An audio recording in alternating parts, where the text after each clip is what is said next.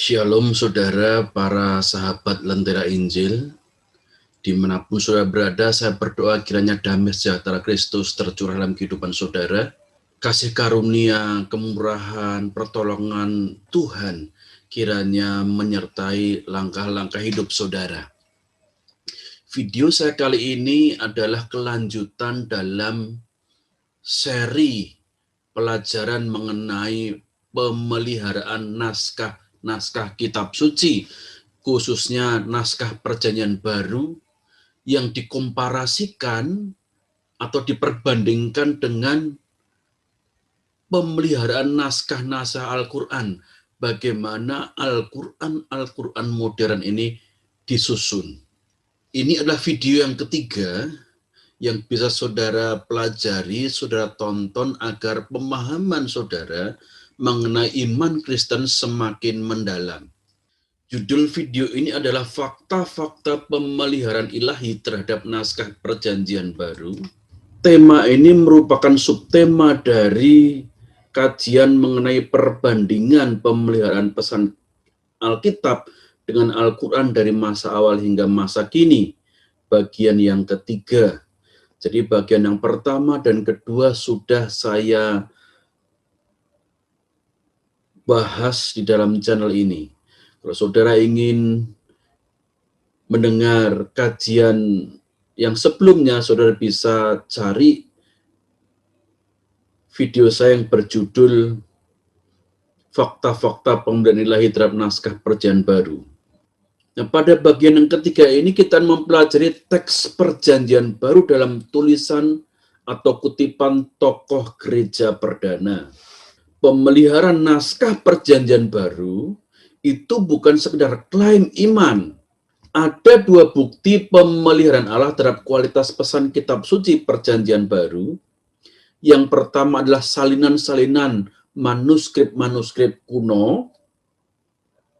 Lalu yang kedua adalah kutipan tokoh-tokoh gereja perdana. Perlu digarisbawahi yang pertama bahwa para penyalin dan pengutip teks itu sesungguhnya tidak dengan sengaja bertujuan untuk menjaga keaslian teks-teks kitab suci. Tetapi ternyata Tuhan bekerja melalui mereka untuk memelihara teks-teks kitab suci. Tidak ada unsur rekayasa dari para penyalin maupun pengutip teks itu untuk mengeliminasi atau membuang atau menghancurkan naskah-naskah yang berbeda. Tetapi rupanya justru apa yang mereka kerjakan itu Tuhan pakai untuk memelihara naskah-naskah kitab suci.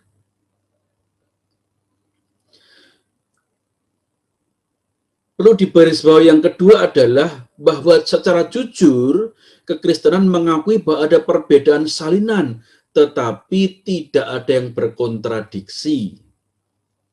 Ini yang perlu digarisbawahi. Ada perbedaan dalam salinan tetapi tidak berkontradiksi. Sebagai contoh yang seringkali dipermasalahkan adalah kisah wanita yang kedapatan berzina yang diperhadapkan pada Yesus. Ada naskah Injil Yohanes yang tidak menyertakan kisah itu, dilompati saja, tetapi ada yang menyertakan kisah itu. Perhatikan di sini, perbedaannya adalah ada yang menyertakan naskah itu dan ada yang tidak menyertakan. Tetapi tidak ada naskah yang melawan.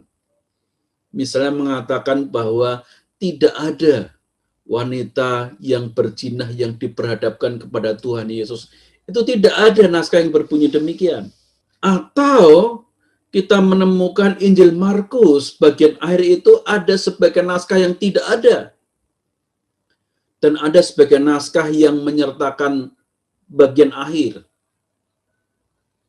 Tetapi perhatikan bahwa baik yang ada maupun yang tidak ada itu tidak berkontradiksi, melainkan saling melengkapi.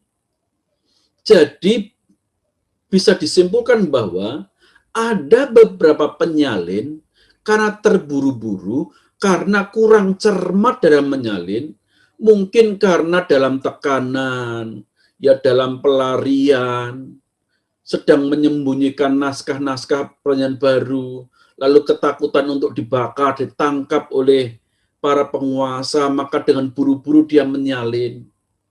Diterangi dengan lampu yang kurang terang, cahaya yang kurang terang karena mereka harus bersembunyi. Tapi usaha mereka itu sungguh-sungguh ingin melestarikan kitab suci. Ada yang terlewatkan tetapi tidak berkontradiksi, sehingga justru saling melengkapi. Nah, kalau saling melengkapi, maka sesungguhnya bisa direkonstruksi ulang untuk menemukan naskah yang mendekati naskah aslinya. Kini kita akan membahas bagian kedua, bagaimana kutipan-kutipan tokoh gereja terhadap ayat-ayat perjanjian baru itu bisa digunakan untuk memelihara kelestarian naskah perjanjian baru. Nah, di sini kita akan pelajari bagaimana kutipan tokoh gereja itu memelihara kelestarian naskah perjanjian baru, bahkan bisa memulihkan ayat yang masih menjadi perdebatan. Ketika manuskrip-manuskrip itu direkonstruksi, terjadi perdebatan para tokoh. Ini ada atau tidak ada. Nah, dengan adanya kutipan dari tokoh-tokoh gereja itu, kita bisa merekonstruksi naskah perjanjian baru yang mendekati naskah aslinya, bahkan bisa menyelesaikan perbedaan-perbedaan dari rekonstruksi manuskrip ketika tidak ada titik temunya. Mari kita lihat kutipan dari bapak-bapak gereja atau tokoh gereja mula-mula tentang perjanjian baru. Nah, Josh McDowell melaporkan dalam bukunya, dia menjumlahkan kutipan-kutipan dari 7 orang tokoh gereja mula-mula. Ada Justin Martir, Irenaeus, Clement, Origen, Tertullianus, Hippolytus, Eusebius. Dari 7 orang itu, ketika dikumpulkan kutipan-kutipan mereka, itu diketemukan bahwa 7 orang itu mengutip 36.289 kali naskah perjanjian baru. Dari Injil, Kisah Para Rasul, tulisan Paulus, surat-surat Am, lalu kitab Wahyu. Jadi dari Matius sampai Wahyu itu dikutip 36.289 kali. Jadi kutipannya itu sangat banyak. Lalu Sir David Dalrymple membuat penelitian lagi yang lebih mendetail lagi. Dia menyebutkan bahwa pada tahun 200 Masehi, hampir seluruh perjanjian baru ditemukan telah dikutip oleh bapak-bapak gereja dalam buku-buku mereka. Hanya 11 ayat yang belum ditemukan dalam tulisan mereka. Jadi Sir David Dalrymple itu belum menemukan 11 ayat itu. Bukannya tidak ada, tetapi dia baca, dia gali, dia menemukan hanya 11 ayat yang belum ketemu. Lalu ketika tahunnya dinaikkan lagi pada tahun 325 Masehi, dia menemukan bahwa semua ayat perjanjian baru sudah ditemukan ada dalam tulisan tokoh-tokoh gereja mula-mula. Semuanya sudah ketemu. Jadi bahkan jika kita tidak memiliki salinan naskah-naskah manuskrip perjanjian baru pun, kita dapat merekonstruksi kembali Perjanjian Baru dari tulisan bapak-bapak gereja ini. Bahkan tulisan kutipan bapak-bapak gereja ini terhadap ayat-ayat Perjanjian Baru itu bisa digunakan untuk menyelesaikan perbedaan ketika para ahli itu merekonstruksi manuskrip salinan-salinan Perjanjian Baru.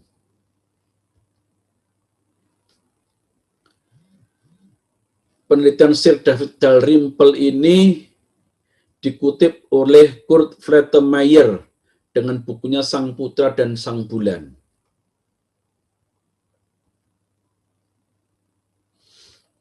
Nah, saudara, kita perlu tahu bahwa bapak-bapak gereja itu tidak dengan sengaja untuk menunjukkan teks-teks PB itu asli, tetapi tulisan mereka merupakan bentuk pelestarian pada naskah asli Perjanjian Baru.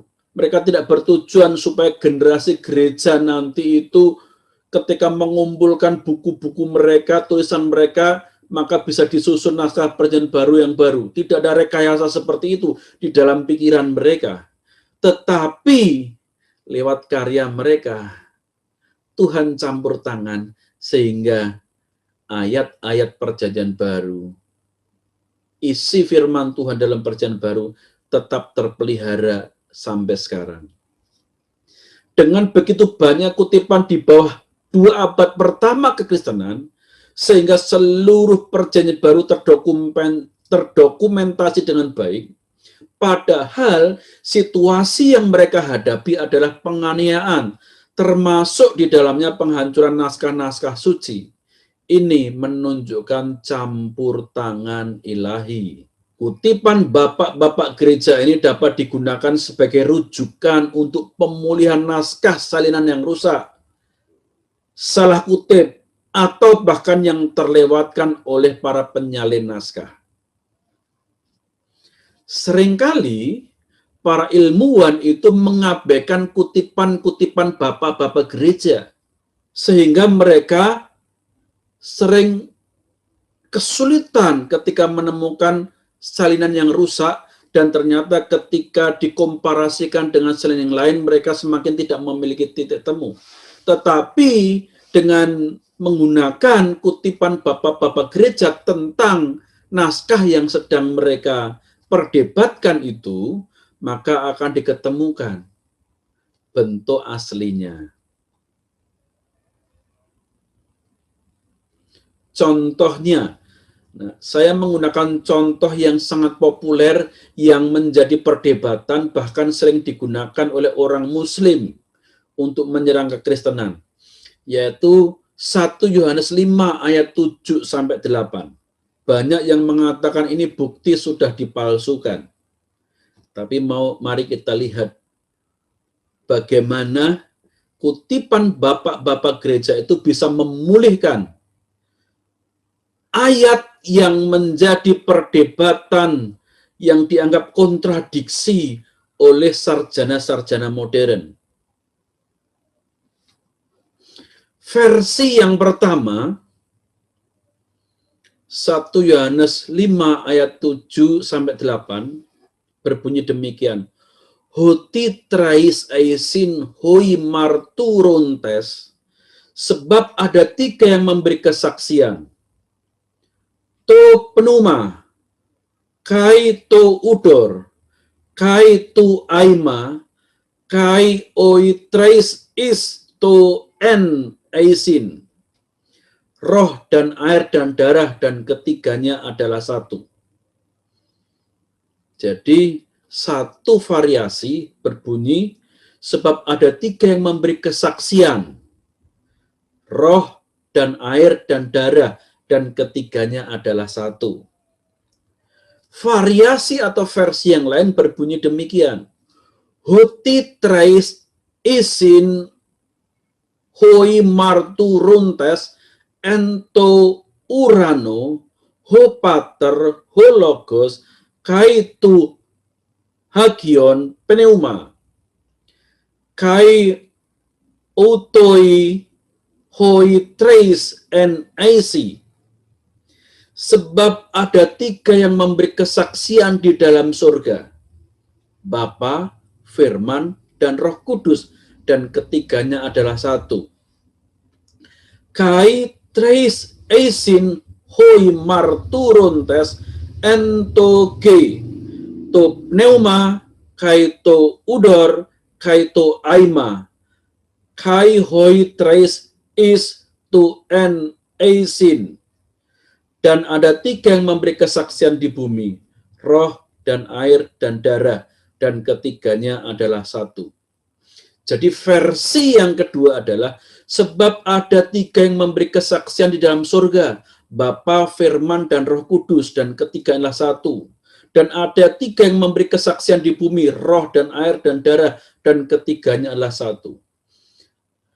Mengenai 2 ayat ini ada 2 kubu. Yang pertama mengatakan bahwa Bapa, Firman, dan Roh Kudus, dan ketiganya satu itu merupakan sisipan atau tambahan dari kelompok Trinitarian. Tetapi ada yang mengatakan itu asli, itu benar, tertulis di dalam naskah aslinya. Ada alasan-alasan yang mereka ajukan. Nah, berdasarkan naskah-naskah yang lebih tua yang masih terkoleksi sekarang, variasi yang pertama ini yang ada. Sedangkan variasi yang kedua, yang menyertakan Bapa dan Firman dan Roh Kudus yang adalah satu, itu tidak ada dalam naskah-naskah yang lebih tua. Paling tua adalah abad 10. Tetapi saya mau ingatkan di sini bahwa yang dimaksud bahwa naskah yang lebih kuno, ini dalam pengertian naskah yang lebih kuno yang sekarang masih ada. Lalu kemudian beberapa orang merujuk yang naskahnya lebih kuno pasti lebih asli daripada naskah yang lebih muda. Mereka lupa bahwa mungkin saja ada naskah-naskah kuno yang lain yang sudah rusak, yang tidak ditemukan, yang sebenarnya lengkap. Nah, ini yang dilalaikan. Mereka hanya menilai yang mereka punya. Mereka mengabaikan yang tidak mereka punya. Bagaimana kutipan bapak-bapak gereja dapat mengatasi perbedaan ini? Kita lihat Yerome atau Hieronymus. Hieronymus ini seorang yang ahli bahasa Latin, bahasa Yunani, bahasa Ibrani, bahasa Aramaik. 4 bahasa yang digunakan oleh kitab suci dia kuasai semua. Bahasa Ibrani dia belajar dengan orang Ibrani yang bertobat menjadi orang Kristen. Bahasa Aramaik dia pelajari karena dia pernah tinggal di Antioquia. Bahasa Latin dia memang kuasai karena memang dia orang Romawi. Dan bahasa Yunani dia juga pelajari. Nah, apa yang dikatakan Jerome? Sebagaimana dipahami dengan sepatutnya dan sedemikian diterjemahkan dengan cermat oleh para penafsir ke dalam bahasa Latin tanpa meninggalkan ambiguitas bagi para pembaca maupun menyebabkan berbagai golongan untuk bertikai, khususnya dalam teks di mana kayak membaca kesatuan Trinitas yang ditempatkan dalam surat pertama Yohanes. Di mana banyak kesalahan terjadi di tangan para penafsir atau penyalin yang tidak setia kepada kebenaran iman, yang hanya melestarikan 3 kata, air, darah, dan roh dalam edisi ini, dan menghilangkan penyebutan Bapa, Firman, dan Roh, yang khususnya dalam iman menguatkan dan memberi kesaksian pada kesatuan hakikat Bapa, Putra, dan Roh Kudus. Satu orang tokoh gereja mula-mula menyebutkan bahwa ada penyalin yang tidak setia, menghilangkan kata Bapa, Firman, dan Roh Kudus, dan menghilangkan kesatuan hakikat Bapa, Putra, dan Roh Kudus dalam surat Yohanes yang pertama. Itu kan baru satu. Kalau satu jangan-jangan nggak valid. Mari kita lihat yang lainnya. Vetus Latina, Latin kuno atau Latin klasik. Alkitab dalam bentuk Latin klasik Kalau Alkitab dalam bahasa Latin yang sekarang itu adalah bahasa Latin yang vulgar atau sehari-hari, disebut dengan Vulgata, Vulgate.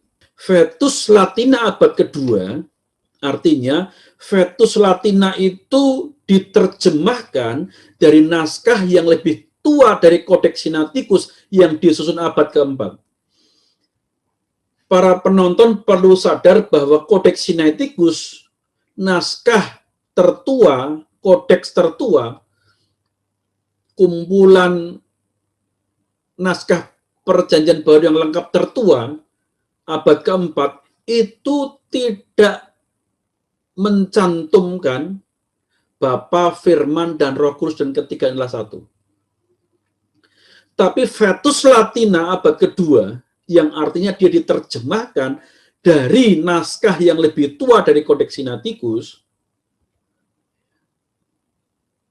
dan Vetus Latina digunakan gereja-gereja Latin sebelum ada Vulgata, dan ada dua kelompok Vetus Latina, yaitu kelompok Roma dan kelompok Afrika Utara.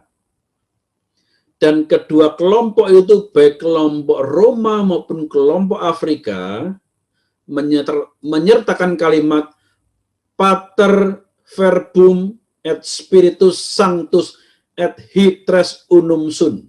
Jadi Vetus Latina itu menyertakan kata Bapa dan Firman dan Roh Kudus, dan ketiganya adalah satu. Abad kedua. Bisa jadi kalau ini abad kedua, bisa jadi disalin atau diterjemahkan dari naskah asli, atau naskah yang dekat sekali dengan naskah asli. Jadi sudah ada dua kesaksian kuno. Yang satu kutipan, yang satu terjemahan dari tokoh-tokoh gereja purba yang mendukung varian yang kedua tadi. Lalu Tertullianus dalam Against Praxeas tahun 210, awal abad yang kedua.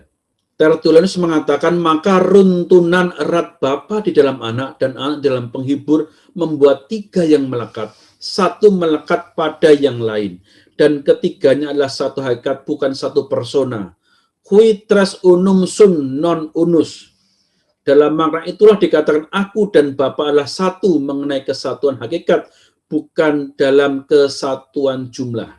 Kata-kata qui tres unum sum inilah kata-kata yang dikutip dari Vetus Latina dari 1 Yohanes 5 ayat 7.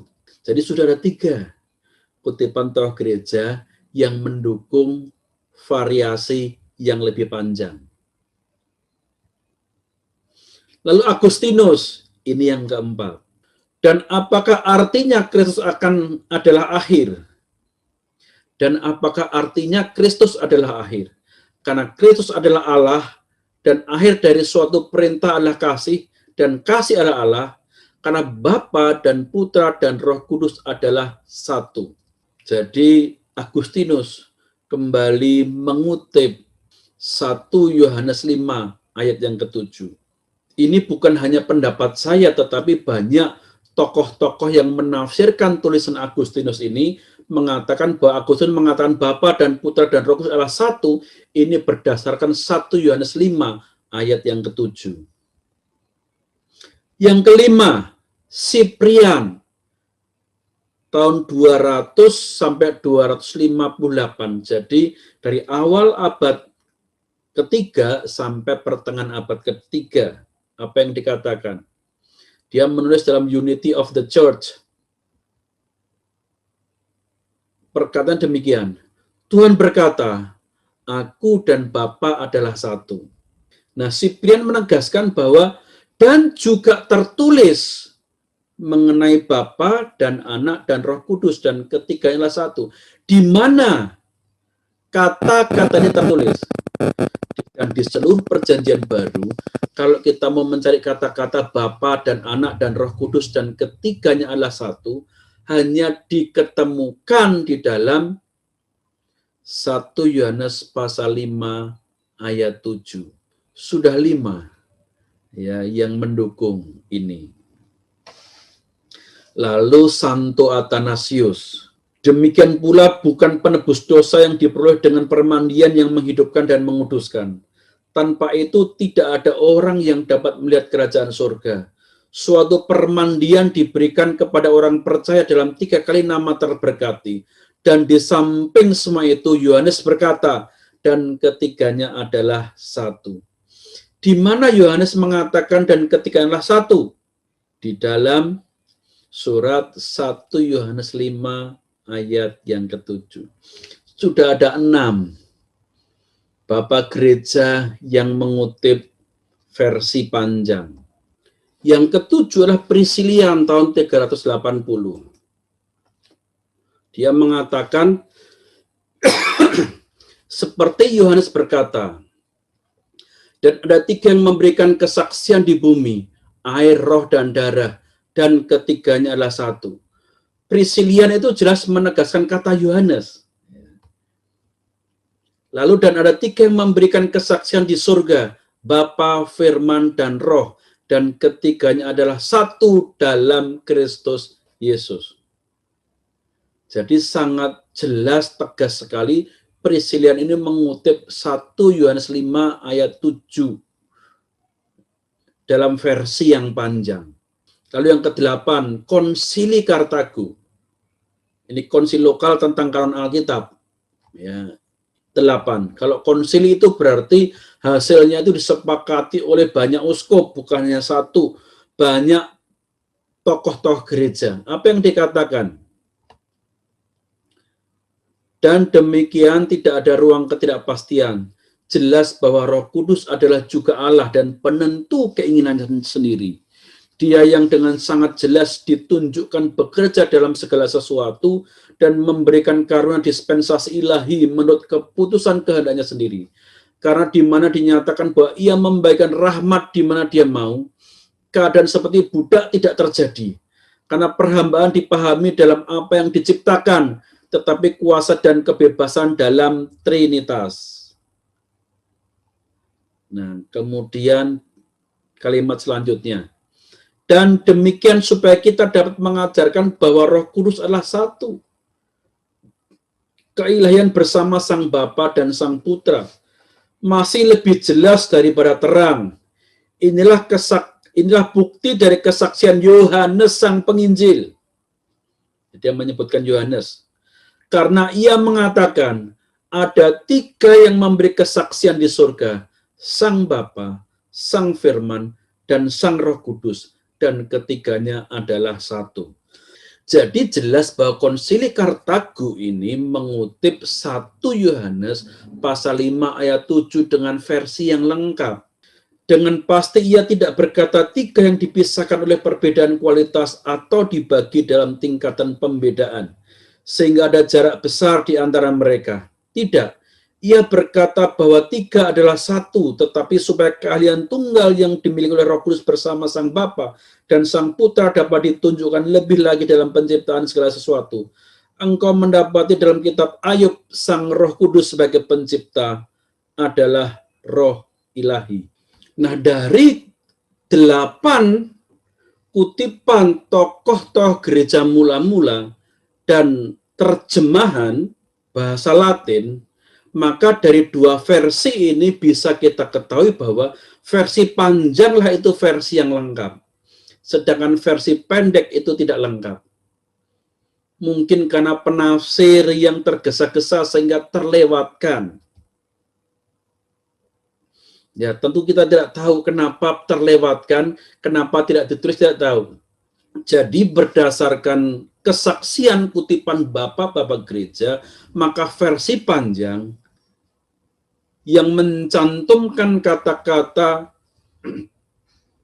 Bapa, Firman, dan Roh Kudus, dan ketiganya adalah satu, itu adalah versi yang lengkap, versi yang benar.